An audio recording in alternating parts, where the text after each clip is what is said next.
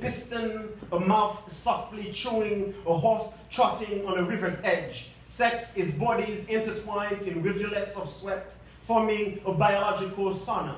Sex is a multi-rhythmic sliding finger sound on a Haitian Congo drum. Sex is a horse place on a Christian tongue. It's a baked corn on the cob served on a one's palm. It is a harvest of caress in a plantation of love.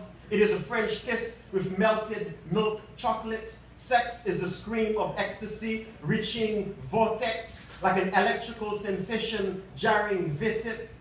It is the citadel's capitulation by libido's cadets. It is a cat licking clean a Nestle milk can. It is the strawberry lips sucking on a grape popsicle. It is the slow filling of cavities. Sex is a universe of chair de poule after the first caress. It is the first drop of rain on a parched earth.